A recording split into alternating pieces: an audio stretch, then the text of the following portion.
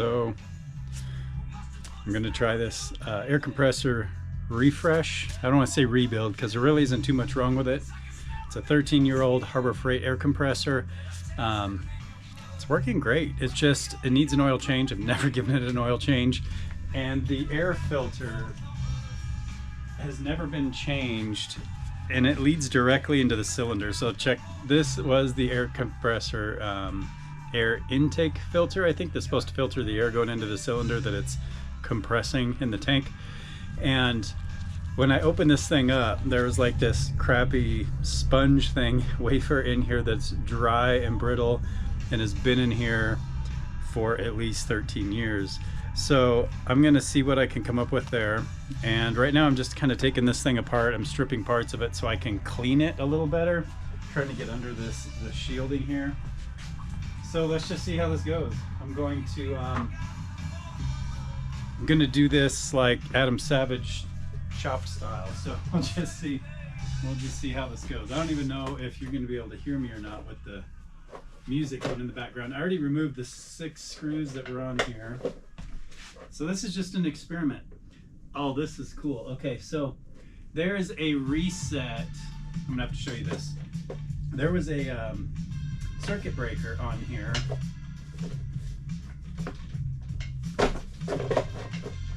That's where it was sitting. Okay, I'm gonna bring you over here. Check this out. So I'm showing this little light in here so you can see. So there was this circuit breaker right here that used to have a button sticking out of that empty hole right there. Kind of looked like, you know, just a black button that was sticking out, and it was missing all this time, and I assumed that I tripped the breaker so hard once that it actually shot it out of that hole. But right now, when I went to lift this shroud, look what was hanging underneath there. So the circuit breaker is intact, doesn't look damaged, looks dirty and maybe infested with insects, but yeah, let's just see if I can get that cleaned out of there, and maybe it'll start working again. So I plan on giving it an oil change. I'm gonna plug this back in. I bought some air compressor oil at Harbor Freight, and I'm not sure what I'm going to do about the air filter yet, but we'll see.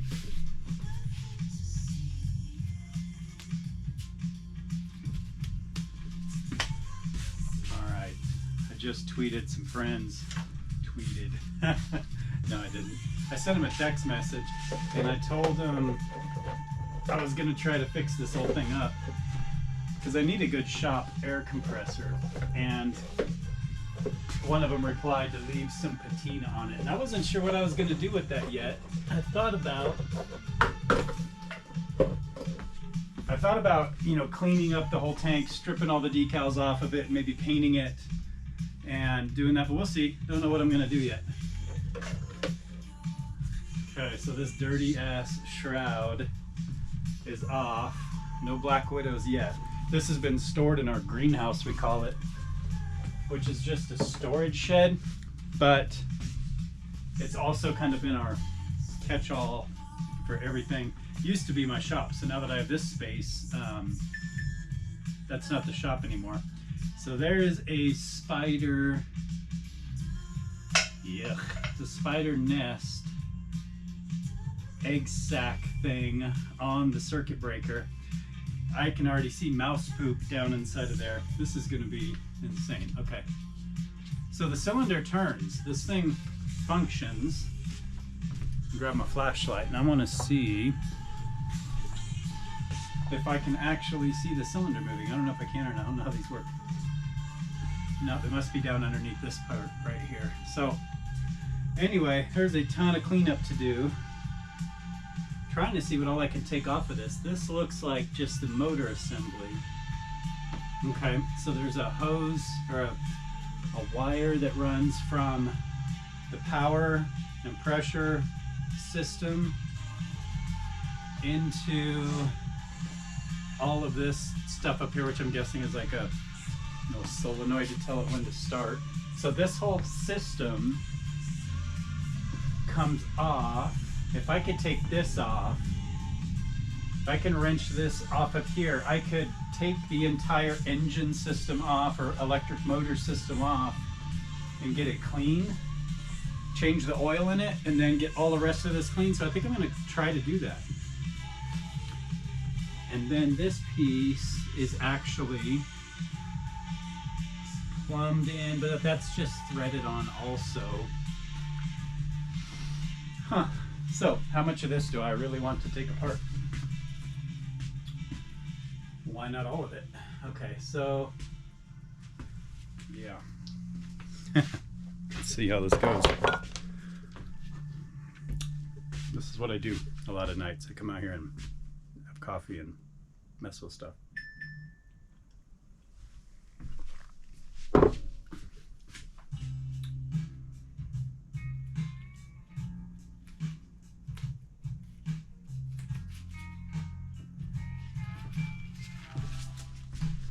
This video right here should help me get this thing put back together properly. So see how this lighting is. So yeah, so this metal hose thing, I don't know if this is just to dissipate heat or what.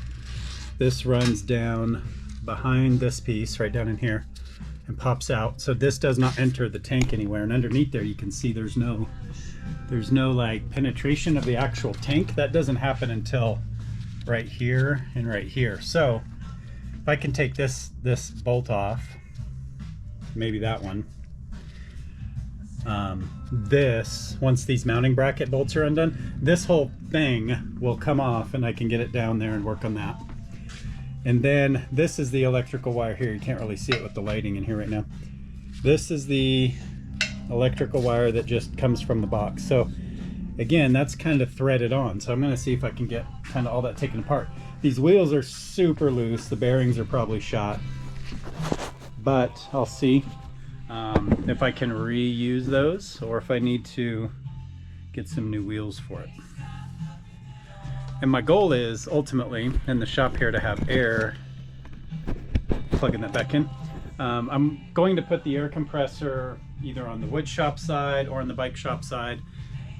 And I was going to use this one right here, but this is a 3-gallon and it works okay. But even using like just the air gun to put air pressure in the bike tires, it runs constantly. Like that thing, if I'm using a nail gun, it doesn't matter. It's made for really small jobs. So I kind of wanted something with more capacity, and I was thinking about buying a separate air tank that I've seen people do on YouTube and running that little one through a connector hose like this directly to a bigger air tank, so that when it ran it would be pressurizing a bigger air tank so that I would have more volume in the shop. But then I remembered I have this beast that's been sitting in the other shop forever, so time to see if we can do it. So I don't know, let's just get to it. I think I'm gonna start by making sure there's no air in here. I don't think there's any pressure in it because I was really good about bleeding out, opening the air release every time I used it. So there should be no rust or water. Yeah, it's completely open right now.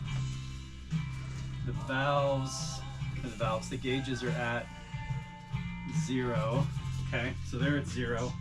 So I feel pretty confident that there's no air in here. Just to be sure, I'm gonna plug an air hose into it, hit the trigger, just to be safe. So let's see what I can find to use. I don't need to do an entire air hose. I can just plug the regular tire inflator directly into this and see. Okay, that's in. No air in the tank. Okay, now I feel better about unscrewing those bolts that are holding on the rest of the assembly. Okay, so let's do that first. Let's take this off. One thing I do not have is a good wrench set, like wrenches, like, you know, plain old everyday wrenches. I've got a couple. What I have is a lot of sockets, crescent wrenches, got a couple wrenches, so maybe that'll have to go on my list to get a better wrench set. Let's try a crescent wrench on here. Yeah, I didn't think that was gonna work without a cheater bar. I need a bigger wrench. That's the answer. Let's see what I got. In Grandpa's old tool pile over here, we got this old thing. That ought to do it.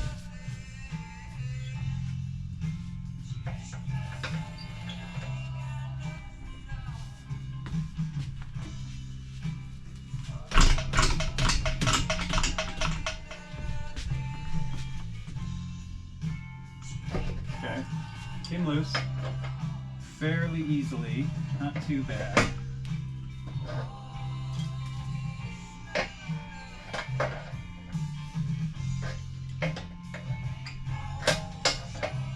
So what I'm going to try to do is take this off, something with the electrical on the other side, so that there's nothing connecting this motor assembly to the bracket, the mounting bracket. And then I can remove the mounting bracket screws and take this whole motor off.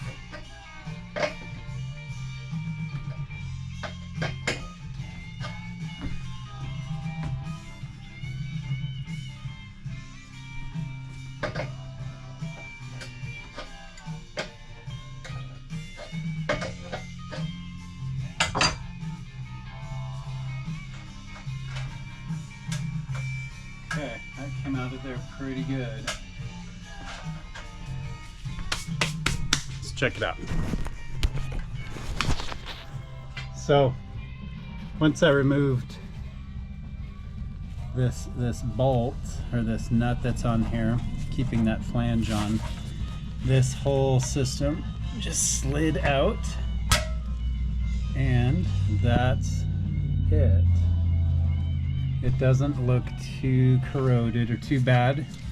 Just a little expansion tip on there, so it probably just needs a good cleanup and degrease. So now I need to see if I can get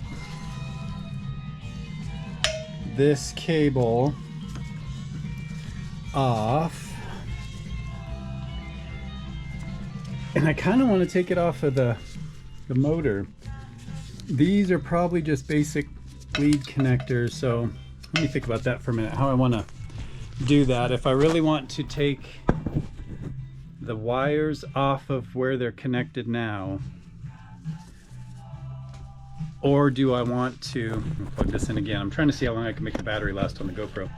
So I keep plugging it into external battery bank. Yeah, so I don't know if I want to talk this out together. Do I want to take the wires off of the lead, the connectors here? Do I want to actually take the physical connectors off and just photograph kind of how they are now so I can put it back together later? Maybe there's just some wire nuts, nothing that couldn't be reconnected. Maybe. The other alternative would be taking off this power assembly too and moving the motor and the power assembly kind of together to wherever and keeping them physically connected to each other. I don't know. I think it might be hard to get this off of here, turning it to unscrew it with this cable on there. I don't think I'd be able to do that. So that answers that question. Now what I could do, I think I'm going to do this. There's only one screw holding on that cover where the power cable comes in, so I might take that off and see if I can just disconnect the power cable easily from inside here. Let's see.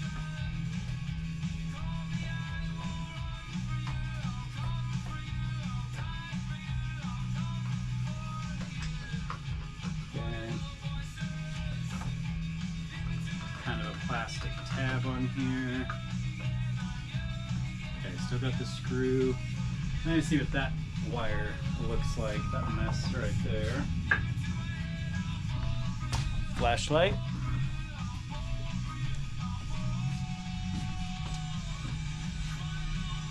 Okay, power cable comes in, connects to 50 different little spots, but these are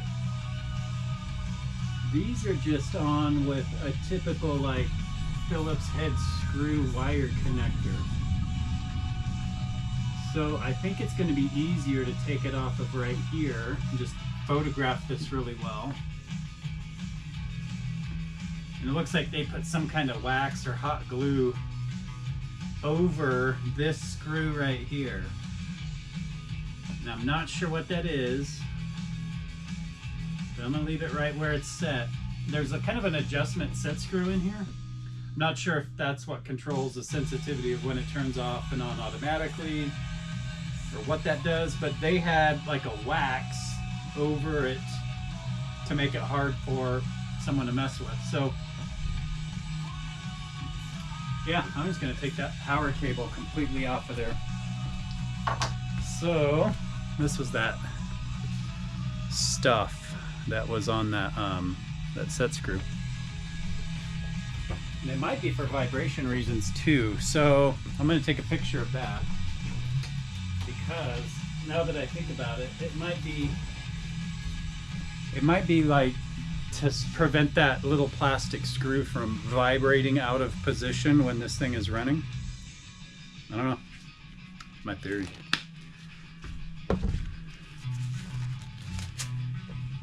When I'm wearing my shop gloves, I can't open my phone with my thumbprint.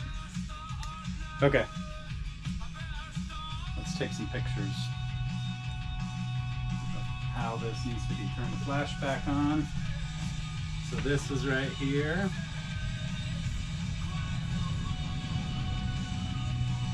I don't think that flashed, but got the photo at least.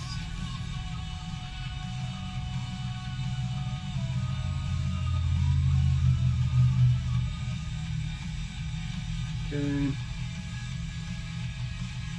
I'm going to turn this other light on. I don't know if you'll be able to see me or not. But it'll help me on this side. Okay. So, power cable comes in. There's a white and a green. Yeah. I need like 3 more hands because I need someone to hold a light, hold the screwdriver, hold the phone, and take pictures. Okay. So, white, green, and black come from the main power cable. White, green, and black. I'm going to video this because I know I will forget in a few days when it's time to put it back together. Okay, video. So, power cable comes in, white, green, and black. White goes to this upper right connector. The green goes to the back. Yeah, it's grounded right there on that top one. That's just a ground connection to the metal housing. And the black goes to, let me get the light straight so you can see. The black goes to this bottom, white and black on the bottom two. Now I'm just looking and kind of feeling back here to make sure. Yeah, it is only those 3. Let me take those out, and then I should be able to remove the power cable. You know what I need? I need my headlamp, but I don't think it's out here.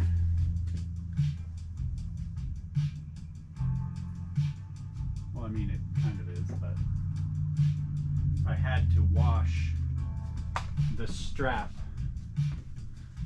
on my little headlamp that I normally wear on camping trips, because on my most recent trip I was wearing it a lot in the dark and it got sweaty So I threw it in the laundry with the rest of my gear. That's incredibly bright. Need to make some kind of a shield to go on one side of this so it doesn't blind you when you're trying to use it. Okay, and then we've got white and black here that are going down to the bottom, and the green goes down to the bottom. Okay, it's not too bad. Let me get a quick video of that because I'm taking all these off. So, okay, another video. So the bottom cable that comes from the motor itself pops up through this little grommet, and it too has a white, green, and black. The white goes on the top left, black goes on the bottom left, and the green ground is connected right there on the bottom ground connection. So I'm going to take all of these off so that I can remove all of these cables. Get them out of my way.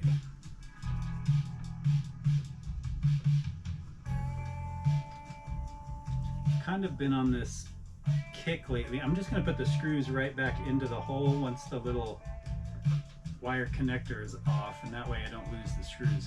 Kind of been on this kick lately of getting into repairing and maintaining some of the older gear that I own. You know, like this air compressor, even my bike gear. Like I've got some holes in my air pad last time I went camping, and you know, laying there in the cold in the tent that night when it leaked, I thought I'm gonna have to buy a new air pad. And then I almost as quickly thought, no, it'd be kind of cool to just repair it and keep it going. So I threw a couple patches that I had a patch kit that came with it. There was like a small, medium, and large patch. I threw the small one on there. It kind of worked, held air for a few hours, and then it started slowly leaking again. So that first night I had to blow it up about every 3 hours. By the second night I had to blow it up about every hour and a half. It would lose all of its air in that time. So I put the other patch on it, and that kind of helped get me through the night. I still had to blow it up a couple times, but there's one big patch left, and that's going to be on my project list too soon, is to, you know, put that patch on there and test it thoroughly before I take it out again on a trip. Okay, so I've got the black and white cables off, and it's kind of tricky to get to those little ground cables, but I think I can get, it's just a tight workspace here. Let's see. Is this a C connection? No. Okay, so the hot and neutral are connected with like just a little C that you prong, you know, you put it on the screw and you tighten it down. The grounding ones, you have to take the screw all the way out. It's a full ring all the way around it. So it's gonna be another minute to get those off there. I'm curious how this video thing works out. I was thinking for a while, I've been kind of wanting to do some like YouTube thing for the kids, just so they can watch what I'm up to when they have time, because our schedules never line up. And so my thought was, if they had a way they could watch YouTube videos of Dad fucking off in the shop and chatting, I don't know, at least we'd have that. It's tough to get everyone on the phone. So let's see. Trying to see how this power cable connects to. So the wires are off. I'm just trying to see how these old rubber grommets can be removed. There's kind of a push tab sort of thing, maybe, or does that turn? I'm not asking you, I'm just talking out loud. Okay, if I take this little one off, that will probably help.